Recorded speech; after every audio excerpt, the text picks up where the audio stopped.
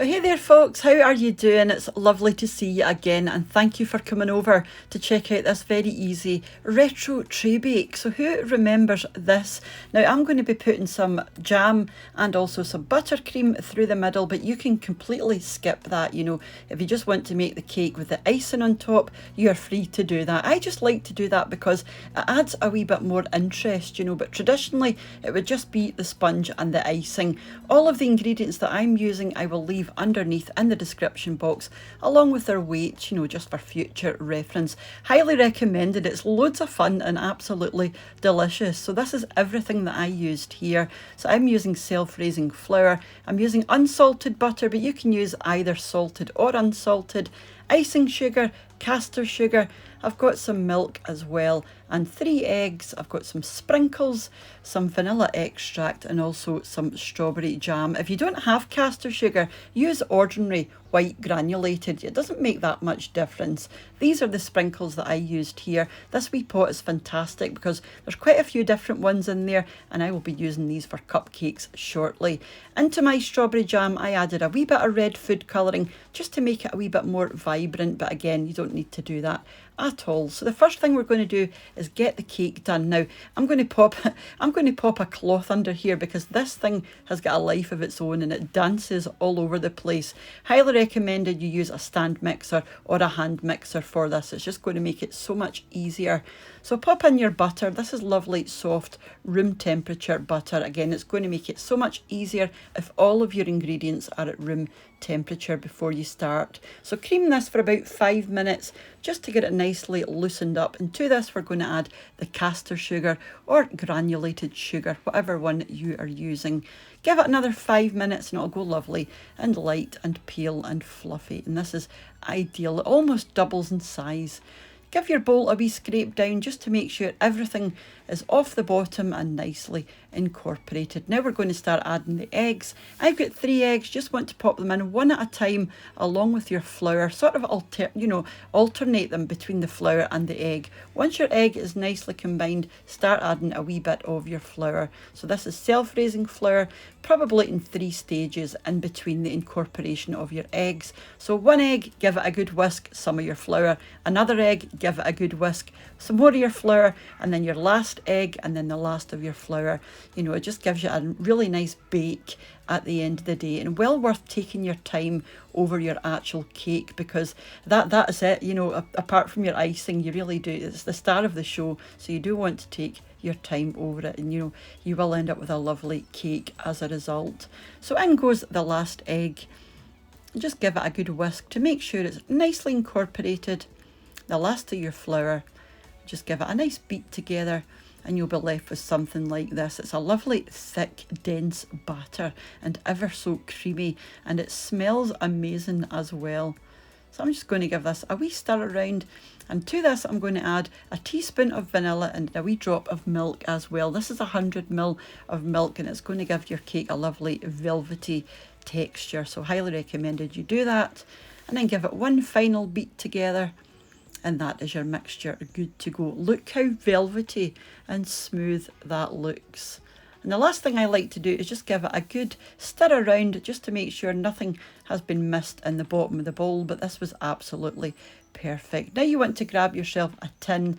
This is the tin that I'm using here. You want to make sure it's well greased and lined because it's going to make it easy to get out. So mine is 30 by 23 by about 3.5 centimetres deep.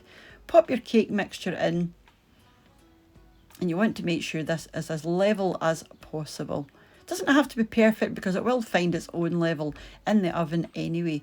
I just like to push mine to the corners, and with the spatula just sort of smooth out the top. Again, just take a couple of minutes doing this properly. You know, it will be worth it in the end.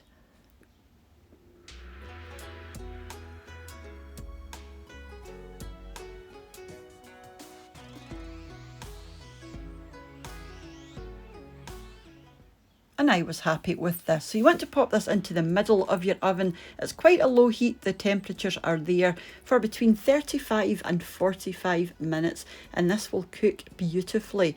Pop a knife in or a skewer. If it comes out clean, then it's ready. Now you do want to let this cool completely before you put your icing in, or the icing will just sink into it and will not sit on top. So pop that to the side and let it cool. Probably take you a couple of hours to cool properly. In the meantime, if you're going to add the buttercream and the jam into the middle, this is a good time to do your buttercream. So into a bowl, pop your butter again. This is unsalted room temperature butter. Beat this again for about 5 minutes just to loosen it up, and it'll go nice and pale and fluffy and almost double in size. And for this, I'm just using my hand mixer. I just find this a bit easier and less cumbersome than using the big machine. Plus the bowl's dirty and I can't be bothered washing it. And once you're happy, you can pop in your icing sugar. Now pop this in stages or it will go everywhere. So just a couple of tablespoons at a time, and you might want to give it a wee stir in just to get it going before you actually put your mixer in, because like I said, this is a tendency to fly absolutely everywhere. But just keep going. As you can see me doing there, I'm just mixing this in slightly just to stop it flying everywhere when I put the mixer in. And just keep mixing until it's nicely, thoroughly combined. I'm going to add a wee bit of milk into this, and it's going to give you a lovely velvety texture and take that gritty sort of taste away. Just keep going until it's nice and smooth and you're happy. And this is ideal. You don't want it too thick because we are going to be spreading this. Just cover it up in cling film until you're ready for it. Make sure the cling film is touching the surface and it won't go crispy. Once you're happy and your cake has cooled, just take it out the tin, and I'm going to slice through the middle of this. Now, if you've got a cake leveler, that is brilliant. I threw mine out about a year ago, so I'm just going to use a knife. You want to flip it upside down and get that brown underside underneath so that you've got the nice peel on the top for your icing to go into, and it's nice and clean looking. So this is ideal. With a knife, I just start at the corner and gently work my way around. Keep your knife nice and level and it won't come through the top. Just take your time. If you've never done this before, just take your time. It does work, but just have a wee bit of patience.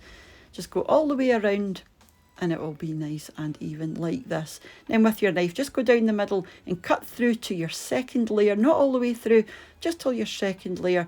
And we're going to take one of these halves off. I've got these wee flexible chopping boards, which are brilliant for this. Lift one off and we're just going to do one side, and then we're going to do exactly the same on the other side. So you can either, put your jam on first or your cream, or do it whatever way you like. I just find this way easier. So pop down a layer of your buttercream, not too much because you don't want it all sploshing out the sides.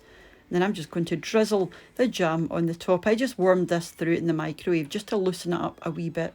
Again, not too much because you don't want it all squishing out. Don't worry if you get a wee bit of jam on the top, because we're going to be putting the icing on, and because the icing is thick, you won't see that. So don't worry if you've got a wee bit of jam like me on the top. Just turn your cake round and do exactly the same on the other side. But like I said, you can skip this stage completely if you just want to make the cake, and ice the top. Obviously, you don't need to do this part, but I just like to add this because, like I said, it adds a wee bit more interest.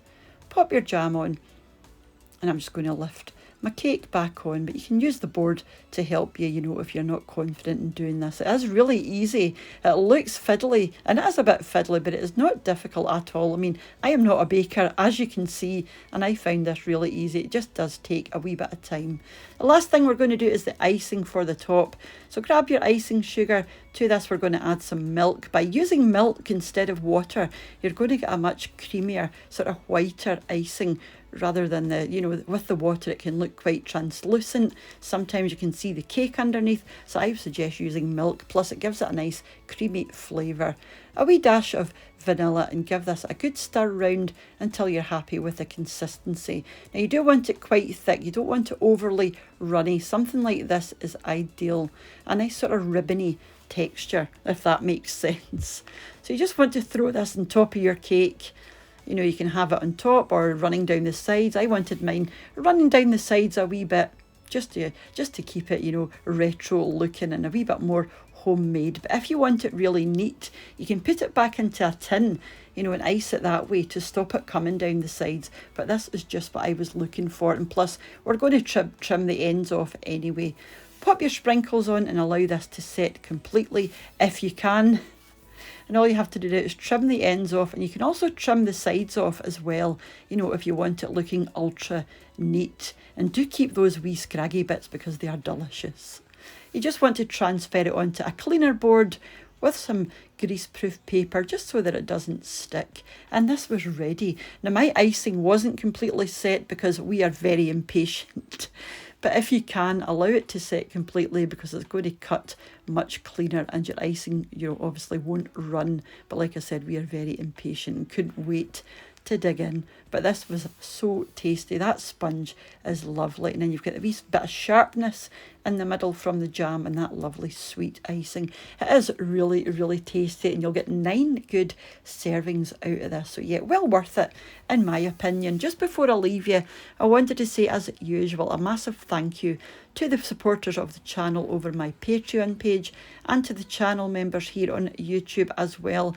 And also a big thank you for the super thanks that you've been leaving me. That's a new feature that YouTube added about a week ago, I think, and I didn't even know until I seen them start to come through. Under the video you'll see a wee heart and you can donate that way, and I didn't know, so thank you very much to those of you who have done that as well. And thank you all for watching, leaving your lovely comments, and for those who share the videos. It's all very much appreciated. Now I'm going to go off now, and I will catch you tomorrow for my wee shopping haul, back on Sunday for our meals of the week, and then next week again for another wee recipe. So until I see you, take care of yourselves, and I'll see you off as soon back here on What's for Tea. Bye now.